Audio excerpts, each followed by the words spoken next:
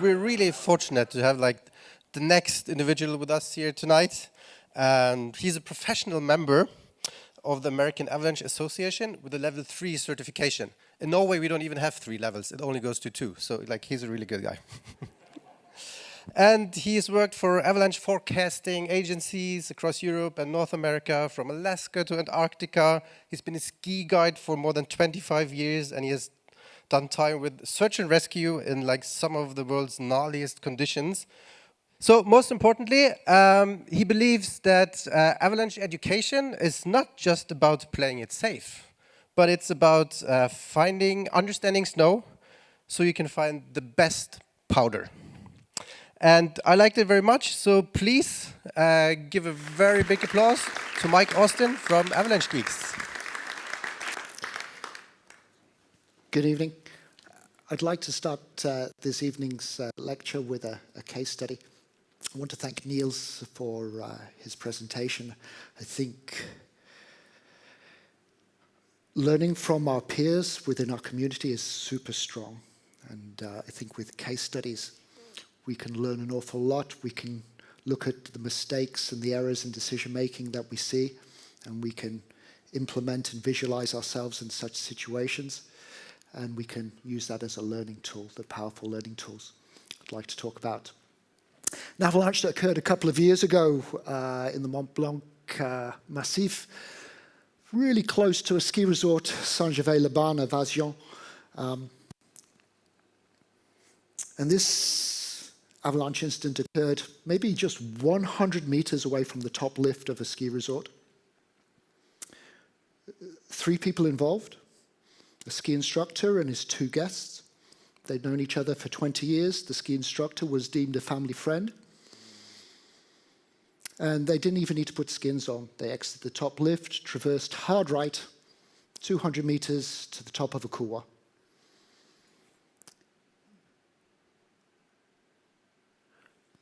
They got to the couloir, and the reason why the ski instructor took them to the couloir that day was that snow conditions were really crappy. It hadn't snowed for 2 weeks. All of the off-piste was wind-hammered, really non-fun skiing at all. So he figured in the couloir, the wind might have deposited some fresh snow in there. That might be quite nice, and he was really keen to give his favorite guests some rewards. So they went in there, 100 meters away from the top lift, and dropped into the couloir.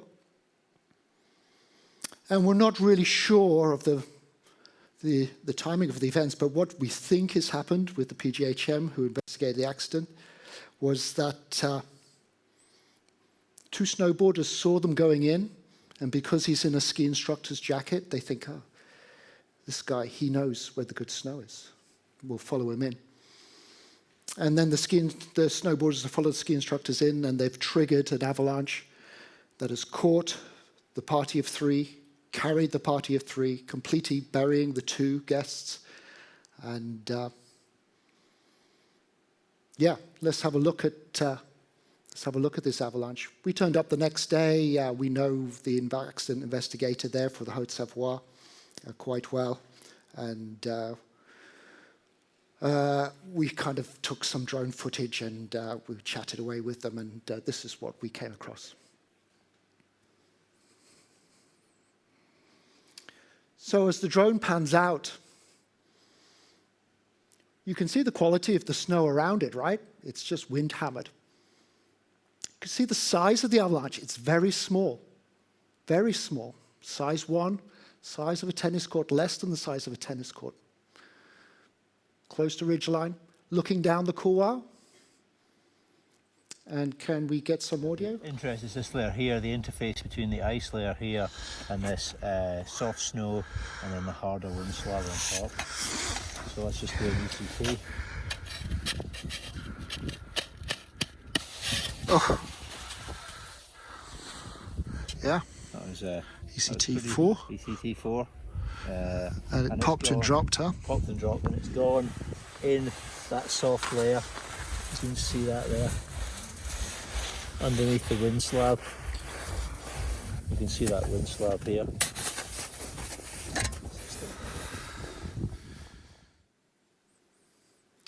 At the bottom of this couloir there in that last shot is where the victims were buried. Some thoughts on this case study? How small that avalanche is. It's tiny. Within the avalanche vernacular, we'd call that size 1. Definition of a size 1, generally harmless, will not bury a person. Well, it's just killed 2 people. And that's because of the nature of the terrain. We'll talk about terrain. And how it's exacerbated by being in a couloir, right? It's funneled, it's restricted. It's got nowhere to fan out. So even small avalanches can have big consequences. Spatial variability of the snowpack. It wasn't reactive like that for the whole length of the couloir, right? Just in that very top section, that's the only part of the couloir that had that loaded wind slab. In fact, down at the burial site, 100, 200 meters below, vertically, you couldn't stand on the snow. It was so hard, it was bullet hard, we had to put boot crampons on to get into the couloir. So the snow at the top of the couloir was very different to the snow just 50 meters lower down, was very different again to 300 meters lower down. We'll talk about that tonight. The group was avalanched by other riders. And this is a problem we're finding now, specifically in the Alps, but now in other parts of the world as well. Tromsø is becoming a destination for riders and skiers all from around the world, and there's a lot of people that want to ski couloirs. It's really difficult now to get into lines and not have other people either behind us or ahead of us. Maybe we're going bottom up. Oh, someone's skiing around the back and they're dropping top down. I now have people skiing above me in a restricted space. That's a problem. And in this particular incident, the group did not have rescue equipment. They did not have beacons, shovels, probes. The ski instructor that was with his clients was buried to his waist, self-extricated, and all he could do was make a phone call because he wasn't carrying beacon, shovel, and probe. Okay, let's look at some of these. But before we do, I want you to think about the snowpack that you saw on the surrounding slopes in the case study. Did it look like fun skiing? Or did it look like a wind-scoured crap fest? Yeah. So, where do you think they were? There's certainly small reward, and you could argue they didn't take a big risk, but I ask you this. Was the juice worth the squeeze for these guys? How many times have we been in lines that maybe we shouldn't be in, and the reward is really poor anyway? Let's think about that for later on. So I'm Mike Austin. I run an avalanche training company. I'm the owner-operator of an avalanche training company in the Chamonix Valley in the French Alps, and I am a mediocre steep skier. All right. So the reason why we're here tonight is that there's a growing desire for everyone to be in couloirs all of a sudden. I wonder why that may be. Who may be responsible? Why is this becoming such a zeitgeist at the moment? I blame this beardy guy on the left for a start, and his silly dog, and his really high production values, and putting out great movies. He's a problem. I understand there's maybe a couple of characters that live in this part of the world that maybe have similar production values and are doing some really interesting stuff that inspire and drive us to maybe venture into more steeper, extreme terrain. Maybe, I don't know. No one's really looked at why, but certainly steep skiing, couloir skiing is becoming more and more prevalent, more options. This was the preserve of a handful of extreme skiers 20 years ago, right? Nobody went into these lines. It was the best of the best. And last year, I'm guiding a bunch of retired school teachers in Iceland, and all these old beardy guys want to do, they're really mediocre skiers, let me tell you. All they want to do is to go into couloirs. It's like, what is going on? And we took them into a couple of really mellow 36 degrees courses, and they're like, this is so good. We're booting now, right? We're in the couloirs. And it's like, yeah. They're all harnessing their inner Nikolai, yeah. But I get it. Couloirs are actually super fun terrain to get into. They're awesome. Yeah, the quote at the beginning of tonight, yeah, it's a blast to be in there. So I get why people are going into it, but we need to be mindful, and this is when I kind of get grumpy, and I start getting all pessimistic, because 10 years ago, 5 years ago, your average backcountry ski enthusiast would be hitting trees. They'd be finding some nice rounded top mountain that they could ski to the very top of, and then they'd ski probably down the same track that they went up. Really easy to keep angles low. It's simple classification of terrain under the AITS system, the Avalanche Terrain Exposure Scale. And if we look at the description of simple terrain in the AITS, it says a lot of sub 30, well, that's not avalanche terrain. And even when it is above 30, you have options. Not many options on the line on the right.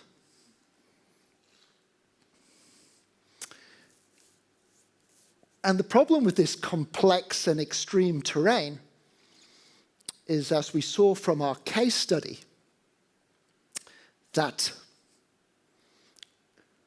the consequences of being entrained and caught in an avalanche are amplified. Yeah? What do I mean by that?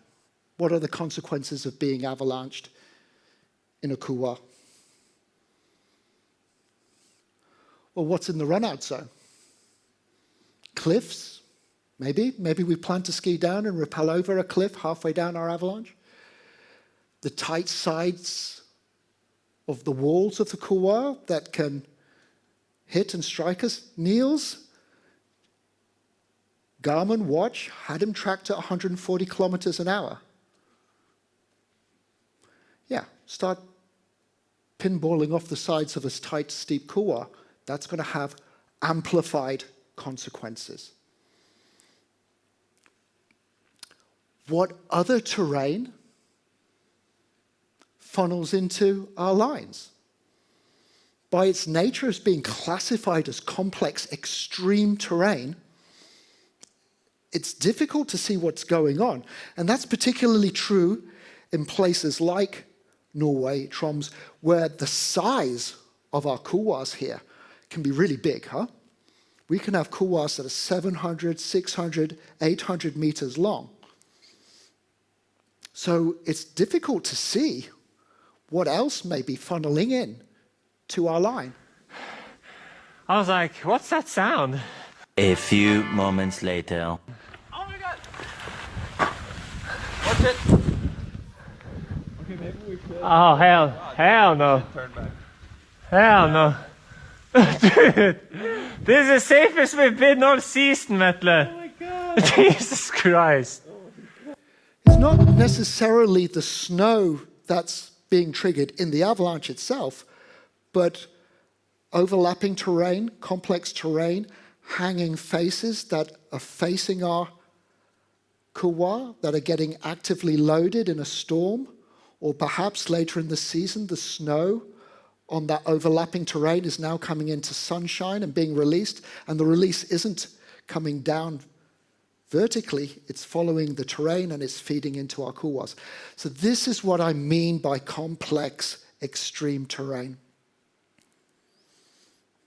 We should also be mindful that just to get to our couloir, often if we're going bottom up, we need to cross an apron. Yeah? And when we exit the couloir, often we've got those exit slopes. And aprons sit on talus, on scree aggregate in the summertime. And the natural angle of that talus to sit at is, strangely enough, the exact angle that avalanches really like to go at. Scree talus will sit, its angle of repose is generally around 37, 38 degrees. And those of you that know your avalanches, you know that's the prime avalanche angle. So just to get into that extreme terrain, we'll have to cross prime avalanche slopes. Likewise, those exit slopes often are sitting at that same exact angle, 37, 38 degrees. You know, in Scotland, there's a lot of, not so many people skiing steep couloirs, but steep gully lines, couloirs, are really popular with ice climbers. And they'll climb really steep ice in the couloir, and they'll be on ropes, and they'll be placing ice screws and rock protection on the rocks in the couloirs. And they'll get to that 36, 37, 38 degree slope that leads on to the plateau terrain, very similar to Norway. And it's like, well, we're finished the route here now, right? They'll take the rope off, and they'll put the gear away, and then they'll solo that last bit up. But from an avalanche perspective, that's potentially the most dangerous part of their day. And just like in Norway, you know, those summit exit slopes, they're primed for avalanche loading. If we think about our plateaus that we have on the flat mountains, in lots of peaks in Norway on the coastal ranges that have been cut away by glaciers, that flat terrain provides us with what we call a lot of fetch. What do I mean by fetch? It's like, well, just think about a tiny amount of snow falling in a really light snow event, maybe 1 centimeter, but it's falling over a massive area. And then if the wind blows, that really small amount, that non-consequential amount of snow is transported by a light wind over a large area, the fetch, and then when it gets to the edge of the plateau, to our face with our couloir, with our exit slopes from our couloir, it rotors, drifts in, and actively loads. So just 1 centimeter of snow can actually result in a huge amount of wind loading on those exit slopes. So we have a problem not just in our couloirs, but just on the exit and entrance to our couloirs. And that's the terrain issues that we're facing.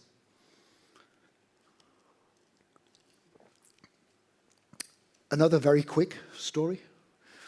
A couple of years ago, skiing the northeast face of Les Corts in Chamonix. Big open face, classic Chamonix steep line. 50 degrees, continuous for a long, long way. And we ski it, we boot up it, and it's great. And we ski down, and then right at the very end, I get sloughed. I get taken off my feet, and the amount of snow that sloughs me, I set off the slough myself as I'm turning, and the amount of snow that sloughs me, you could probably empty from a garbage bag. And it takes me off my feet, and it's tiny. The slough is just about as wide as I am. And I go for the length of the red arrow, but look what I'm rocketing towards, the Bergschrund. And I managed to arrest my fall just in time. But that's the nature of the extreme terrain that we're choosing to engage with when we decide that couloir skiing looks like a lot of fun. And I'm going to move on from our simple terrain that historically as backcountry riders and skiers that we've spent a lot of time in. And when we're going into this more extreme terrain, our consequences are amplified. This is the Yates updated avalanche rating. And specifically under the heading of extreme terrain, they mention couloirs and sustained overhead hazard. We, by choosing to go into couloirs, we are engaging with extreme terrain. That's the simple fact of it. Now, when we take that fact and we place it on a matrix, oh, we're getting into matrices. Ah, great, that's good. No, have I got this? Yeah, good. Yeah. couloirs at extreme were right up on this line here. All right, we've missed all of this, the simple terrain, the challenging terrain, the complex terrain. We're starting the game here on this line. Well, there's not an awful lot of green up here, right, guys? This is what I'm saying. And are we always choosing to engage on it on a low hazard day? No. Well, probably it's going to be moderate or considerable. Oh, okay.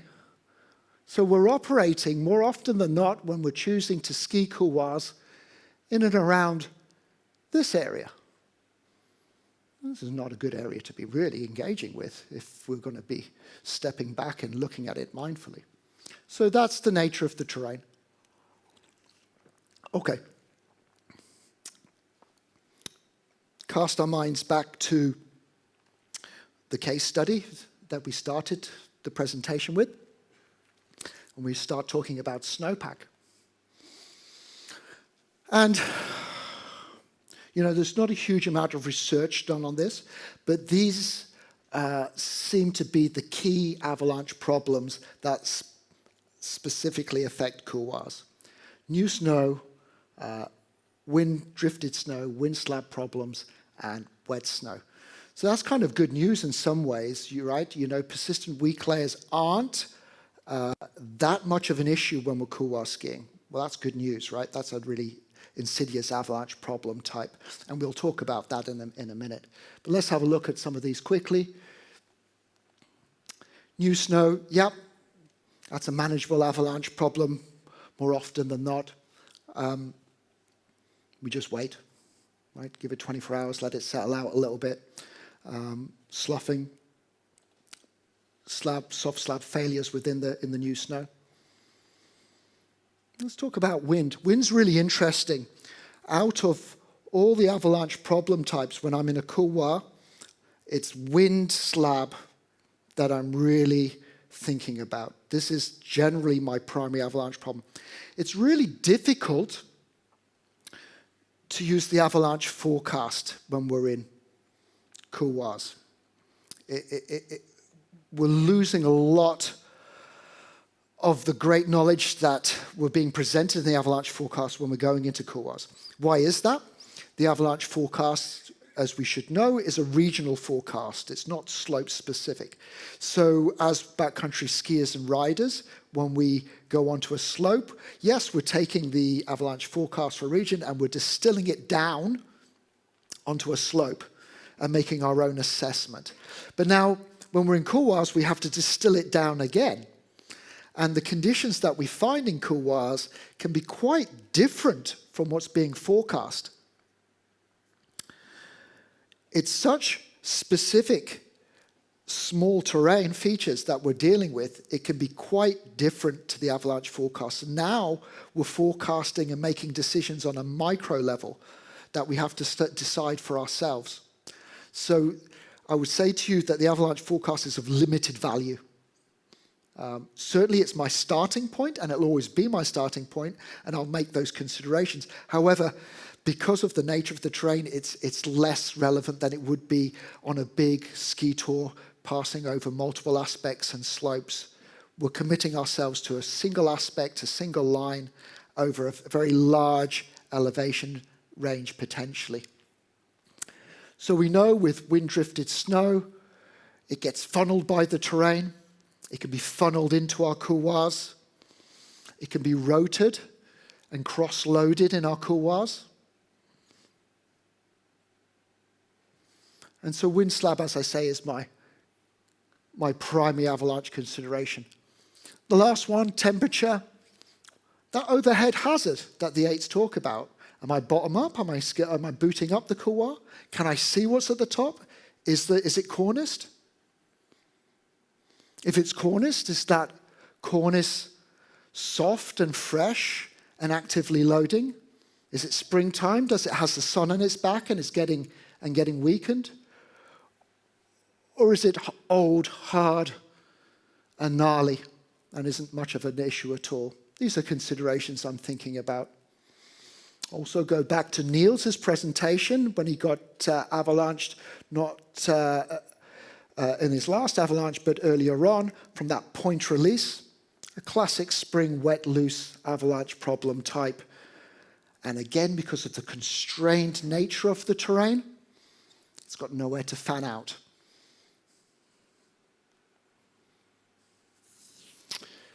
That snowpack, from our case study, we saw can be very, very regional. It can be isolated within that, in the couloir. What we find at the head of the couloir, at the top of the couloir, on the exit slopes can be very different to halfway down and to lower slopes. And, you know, there was some research done on that in the States a few years ago, and they were like, yeah, there's snowpack variability. It shouldn't become a surprise. If we think about the size of the couloirs that we have in the Alps, the size of the couloirs we have here in the Tromsø region, we've got, if a couloir starts on the summit and it ends up at the ocean, it's going to have different snow in it in different parts, right? So we need to be mindful of that. Snowpack variability within that. That shouldn't come as a surprise. Look at the scale of some of these lines here. We should anticipate different snow conditions throughout our line. This is the advantage maybe of a bottom-up ascent of a couloir. We get to check out that snow as we go up. Is it getting slabby? Well, over here, on the right of the couloir, this feels kind of like it's got a bit of a slab. Over here, it's nice and soft. It's not set up there. I'm logging that in my head for when I come down. Okay, well, guys, we're going to avoid all of this left side of the couloir here. I'll make a mental map of the couloir as I'm going up. A little bit more on snowpack variability. It can change over very small distances. Again, I refer back to the case study. But this slide here, the scoring in matrix isn't so important, but it's good to know the low numbers. These are Rouge block tests in close proximity conducted. And I just want to make you aware of the variability. The low numbers are the really dangerous ones, the clean shears. And look how close the number 1 is and the number 2 is to the number 5. We can get false information there. Another example of that in practice, how snow can change just over a very small distance. Let's have a look at this video. Put into practice. Count the tracks on the slope. Same aspect, same angle, same elevation. It's the same snow, right?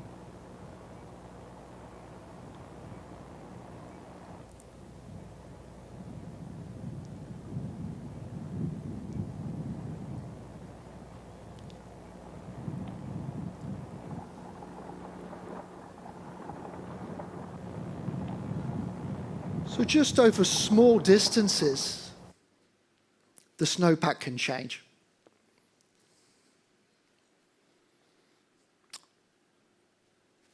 What assessment techniques can we use in couloirs then? If I've said to you the avalanche forecast is of a more limited value than it would be on a normal ski tour when we're in couloirs, what tools, and we have to make our own assessments, what tools do we have at our disposal to make those assessments? Well, I'm just going to keep on giving you bad news, guys. Digging snow pits in couloirs and upon aprons lacks fidelity and has limited value. I say this for 2 reasons.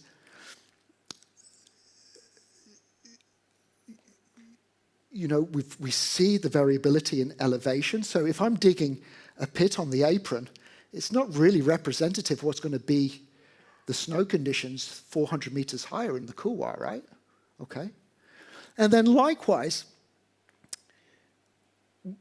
by the nature of that terrain and that rotoring effect and the fetch that we're getting there and the collapsing cornices and the funneling in of complex terrain above it that's funneling all this spindrift down, our couloirs are constantly being sloughed. These steep lines above 45 degrees, there's constant sloughing going on in them. And so digging in them is going to give us a lack of fidelity. It's not giving us a really clean picture, because in those areas where it's sloughing, those layers are breaking up, and we're not getting a representative snowpack that may be existing to the side of the couloirs that isn't getting sloughed. So they lack fidelity. What tools can we use? Well, from a bottom-up approach, we're just going to test it as we go up. We're going to do simplistic hand shears, pole probes, feel the snow. Does this feel consolidated? Is there a slab here? Can I isolate that slab? Can I pull it away from the snow underneath? Does it feel hollow? Am I punching through? This is all high quality information. And the beauty of that information is right there, right there.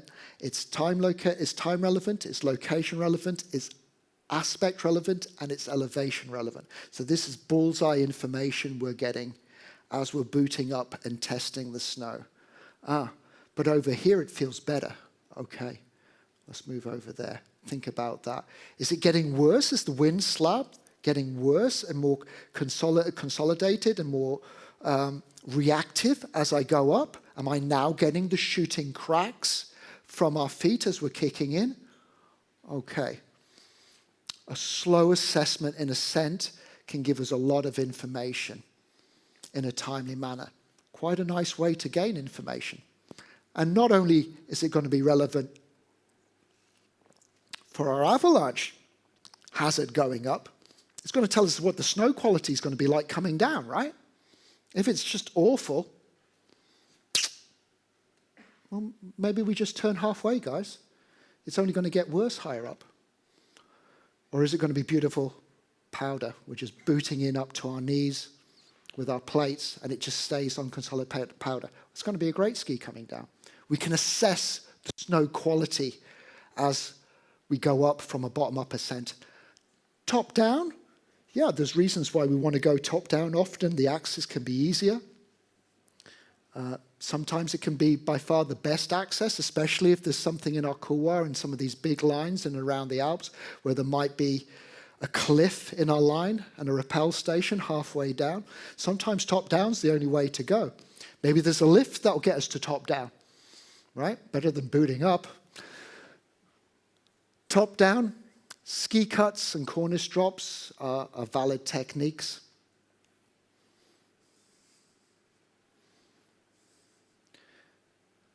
Bottom up allows information, both stability of the snowpack and the quality that we can anticipate. I like bottom up. I used to have not much of an opinion before between the two, but generally now I really like to go bottom up. That's my preference for these reasons. And as I said, top down, we have a couple of techniques. Bit of talk about ski cutting. People ski cutting lines as they're dropping in. You know, ski cutting is an expert technique.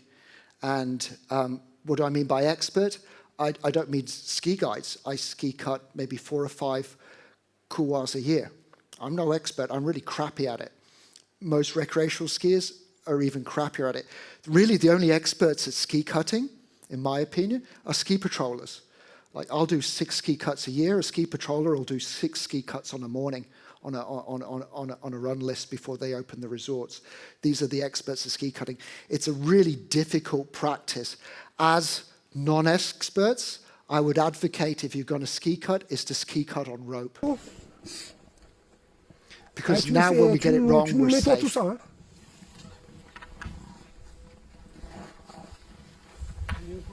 Un peu de teamwork. Le teamwork. Je pense que ça bouge pas. C'est pas plaqué comme ce qu'on a traversé. There's no slab there, he says. No.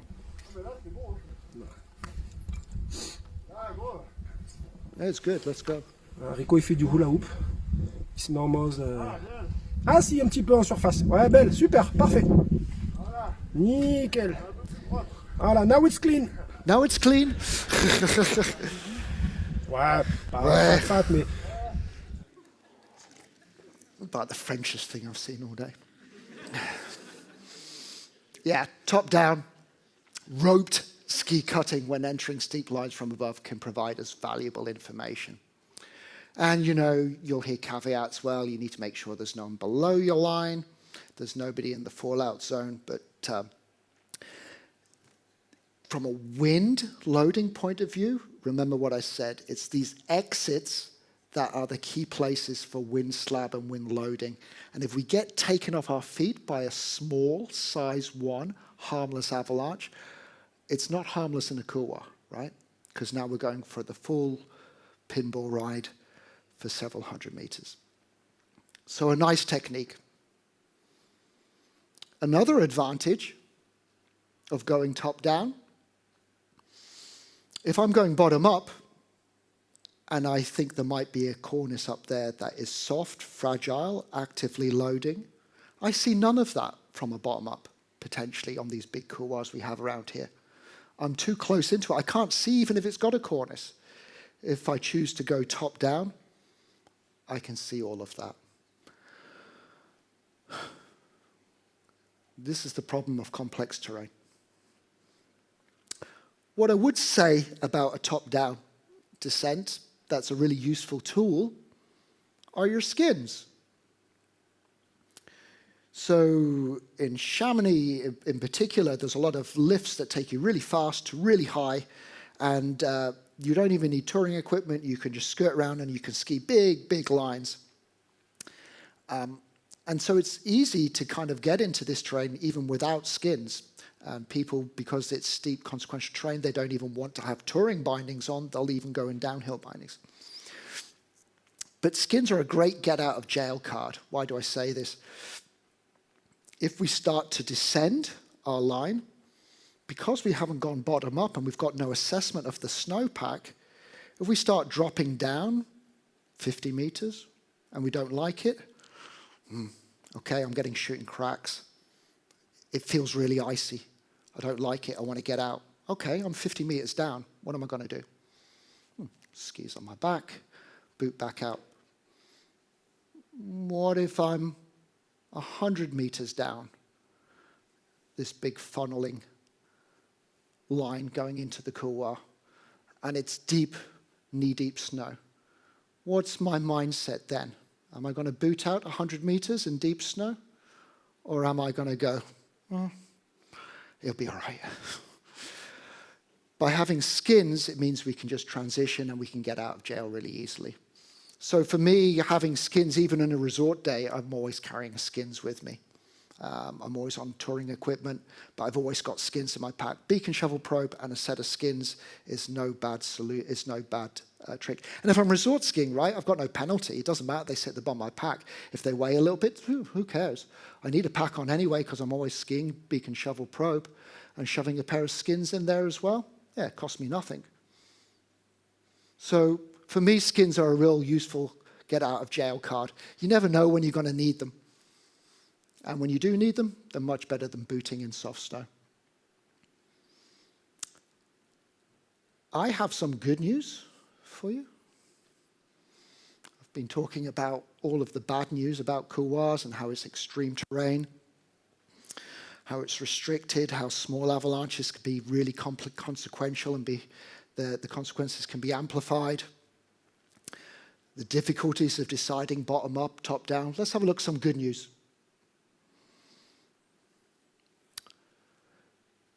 Because of the shape of the terrain, we often find that when the wind gets into it, it's blown in and it rotates in and it stays there. It doesn't get blown away. So when couloirs fill up, they get deep snow in them. That's good for us from an avalanche point of view. A deeper snowpack is generally a safer snowpack. We like deep snowpacks. It's those thin snowpacks that can grow facets.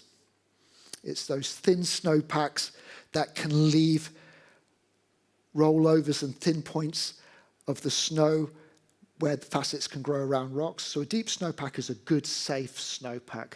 And couloirs seem to hold more snow than adjacent slopes on a similar aspect and elevation that are open. Because of that, these persistent weak layers, as I said, are not are not always present. They're less prevalent. And that's kind of been shown in a little bit of research that's been done. But anecdotally, by people that ski a lot of couloirs that I've spoken to, they often are attracted to skiing couloirs on a persistent weak layer day when that's a problem for that reason. Yeah, they have fewer trigger points such as shallow pockets or convex rollovers. They're just nice and fat in there. The rollovers that are in there are generally good, fat and deep pillowy rollovers. And I've mentioned this already, this constant sloughing that we find in couloirs, the breaking up the layers. And it's these layers, these interfaces between layers where we find weaknesses in the snowpack that are the bed surfaces of avalanches.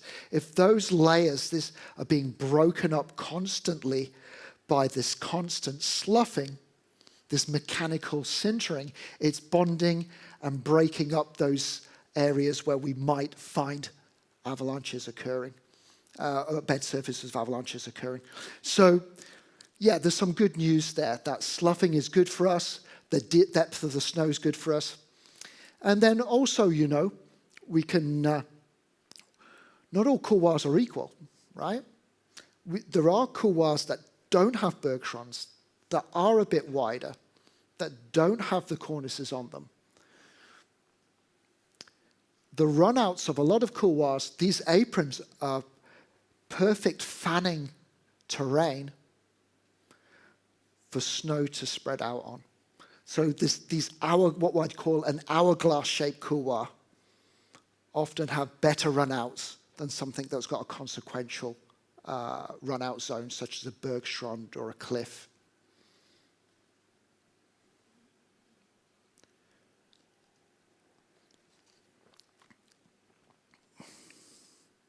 So, what tips can I give you for better couloir riding?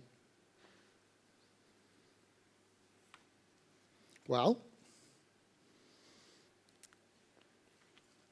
if we're going to be engaging with extreme terrain, we should have the skill set, and we should be with people that also have the skill set to be in that terrain. That's common sense, right? The ability to wait for the right conditions. It's difficult, huh? If you guys are going off to the Alps to ski some big lines and you've got a week, you want to get after it. But if you speak to the pro skiers and the guys that we're watching in the videos that are getting after it, the pro skiers, what you don't hear and what you don't see in the videos is these guys are turning around an awful lot. Yeah, that's the beauty of living in somewhere like here. You can get out and you've got a lot of daylight in the springtime and you can just make that assessment. You guys are all super lucky. We're all sat here, we're an hour's drive away for a whole bunch of really high quality couloirs. So wait, be patient for the right conditions. Not just from an avalanche perspective, but from a slip and slide perspective as well. And that's going to give you a much better experience anyway. No one wants to ski down a terrifying, bone-hard, rattly, icy couloir. It's horrible. Be patient and wait for the right conditions, both in an avalanche context, but in a rider and snow quality context. Early start.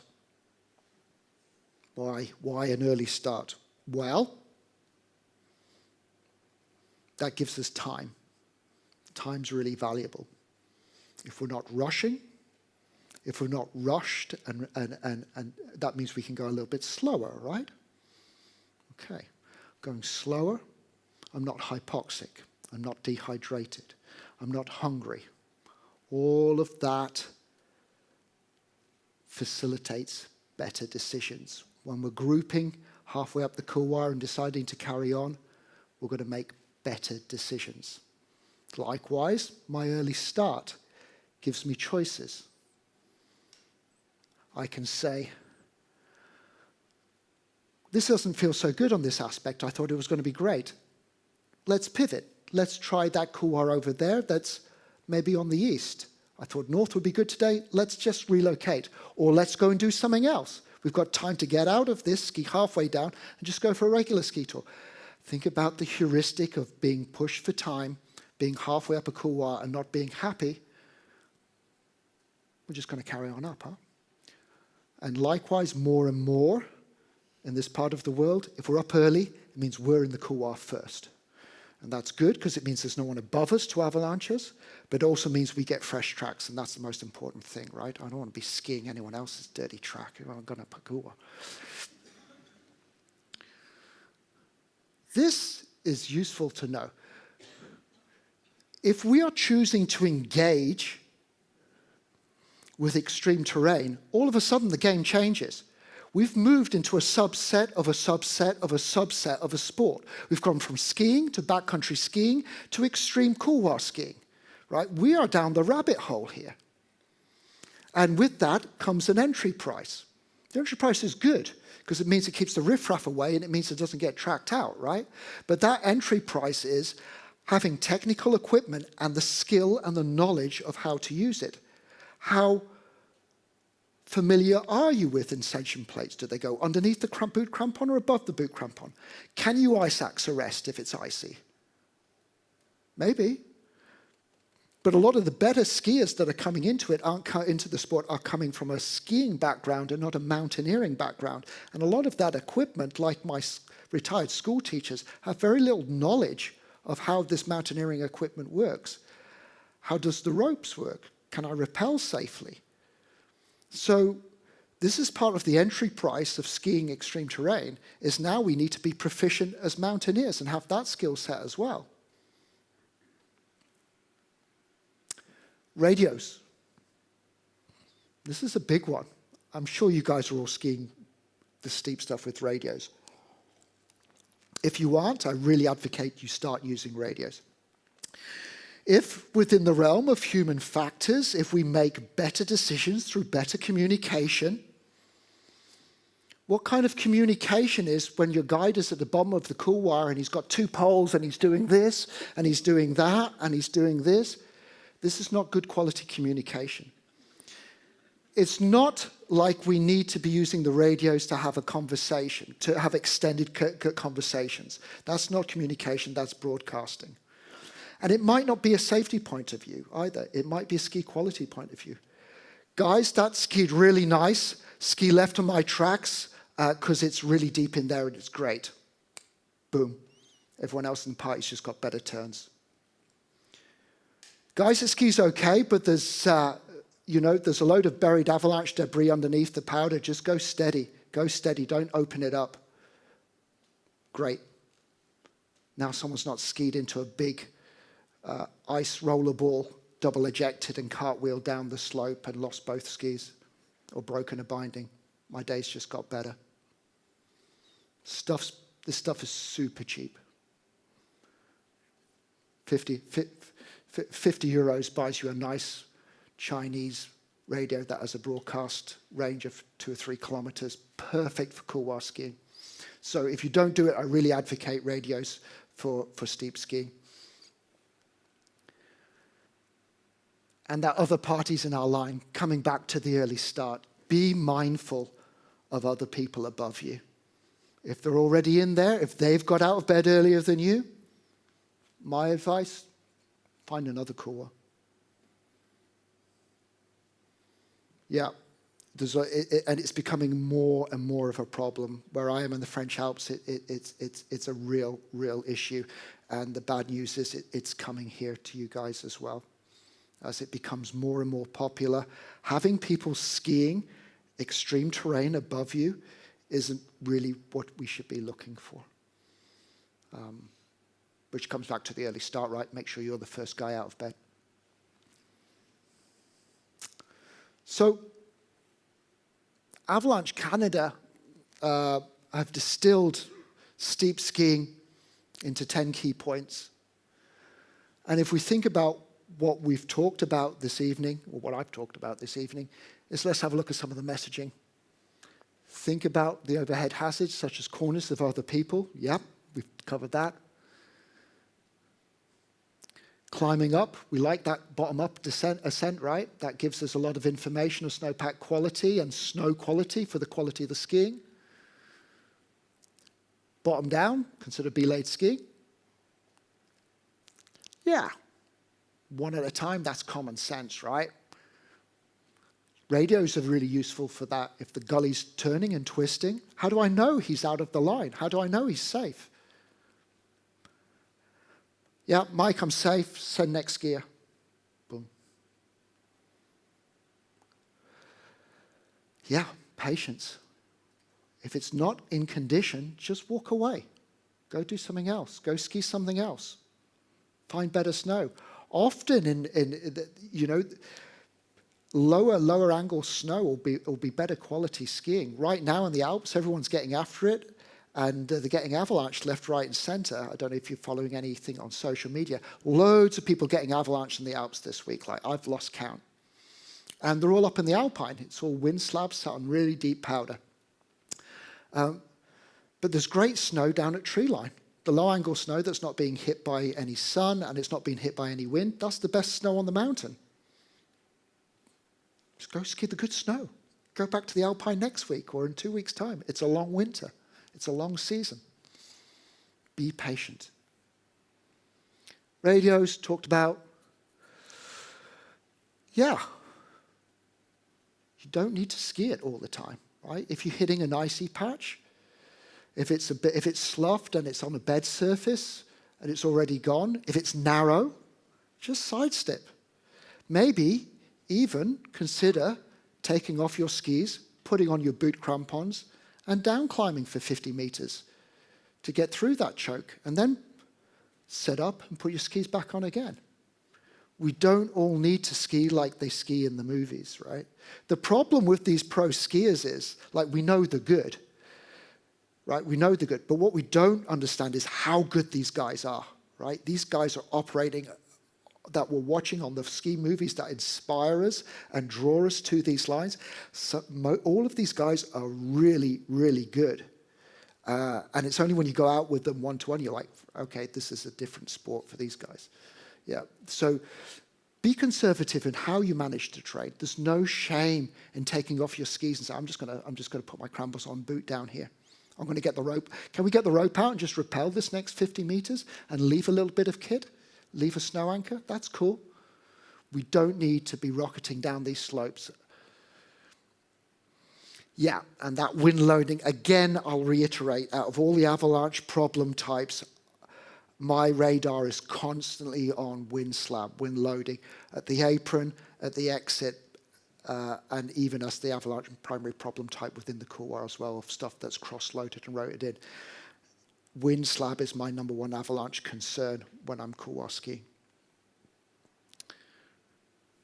Equipment.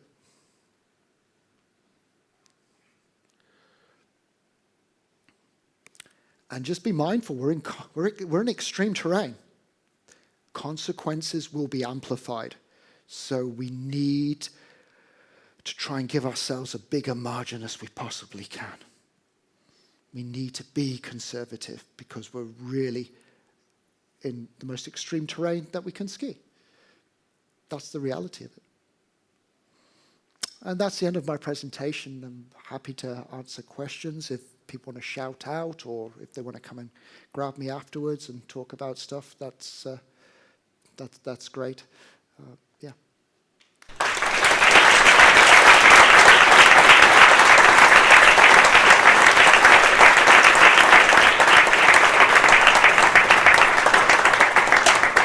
Cheers, Mike. You're such a gem.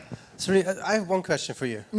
Because to me, and I'm a motivational skier, so I only pick up the stuff I want to hear.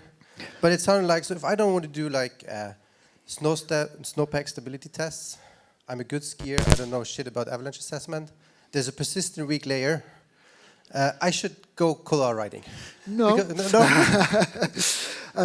No, you know, so these are broad strokes, right? Just because persistent weak layers are potentially less prevalent in couloirs. If there's a persistent weak layer problem that's being broadcast in the avalanche forecast, or I've seen it in other places, for sure I'm going to look for it in the couloir. It doesn't mean that the constant sloughing means it doesn't exist there. It doesn't mean that it's not there, but it's less likely to be there.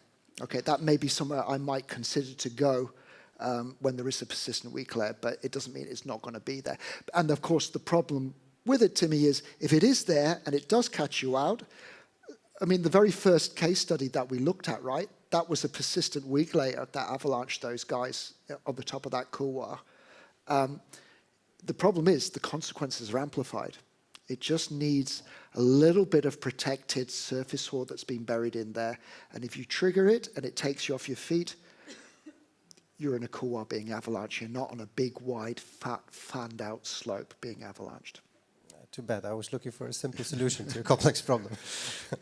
So if I'm just moved to Tromsø, you know, I'm a good skier. I'm coming from the Alps. You know, all my friends are doing this, and I feel if I have to hang with the cool people, I have to do it as well. What is a good way to kind of approach this to get started? Because I know it's dangerous, you know, but it looks like cool. I want to do it for whatever reasons. Yeah, well, I mean, you know, it's it's the problem that I have. I'm a doom and gloom merchant. It's like, okay, we'll start off with some death and then we'll move on from there, right, on the presentation. But, you know, the rewards are massive, as I've said. It's a lot of fun. We're all here because we ski couloirs, or we aspire to ski couloirs. Couloirs are awesome and they're great fun. So I get why we want to be in them. And the easy answer to your question would be, oh, well, you know, this is expert terrain. You need mentorship. You should go out with somebody who's skied a lot of couloirs. Great. Perfect. And, you know, learn the ropes and build up that knowledge and experience for yourself with someone who's a much better skier and who's ridden a lot of couloirs. But the reality is not many of us have access to people like that, right? And guess what? Those people want to ride with people of a similar skill base and a similar risk tolerance, and they don't want to ski with somebody who's just getting into it. So then my answer to you would be to start small. Not all couloirs are equal, right? There are small couloirs that are maybe only 100 meters in length. Maybe that they don't have consequences at the bottom of them. Maybe they're nice and straight. They have that hourglass shape. They have the nice fan at the bottom that, should I get taken off my feet or even just blow a jump turn, it's not so narrow, I'm going to bounce off stuff. It's wide enough that it's just going to flush me out onto the apron, and the apron's got a nice clean run out. It's like, okay, we can start playing mini golf, is what I'm saying, right? We can play around with smaller terrain that, yeah, technically falls within the eights, classification of eights, but in reality, you know, we're just building up to that bigger stuff. Let's not start on those big 800-meter splitter couloirs that zigzag down, and the narrowest point are only, you know, 2 meters wide. Let's maybe start off small and progress to that. So actually, there was a funny thing because so we shared Mike's article on the event site, and you can read up on it. All the good stuff is in there. And I took it and I put it into ChatGPT, and I asked it, so, okay, can you give me like a, you know, a checklist of the article? What should I do if I go couloir skiing? And it gave me 8 pages of checklist. I said, okay, can you make it shorter? And it gave me 4 pages of a checklist. And it just, you know, same check, like. And I said, okay, 5 things I need to consider when I go couloir skiing. And it said, yeah, you know, it's those 5 things, but if you only can do 5 things, you probably shouldn't be doing it. And that's ChatGPT.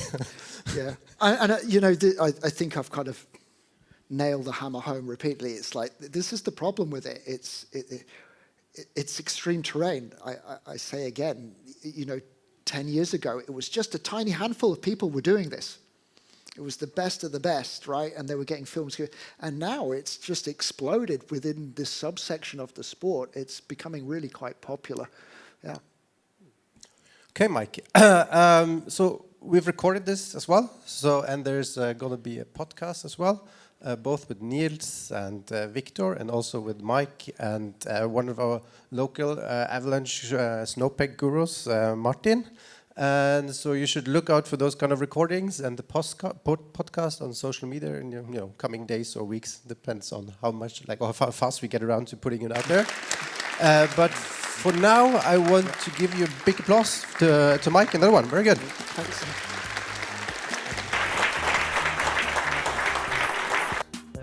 So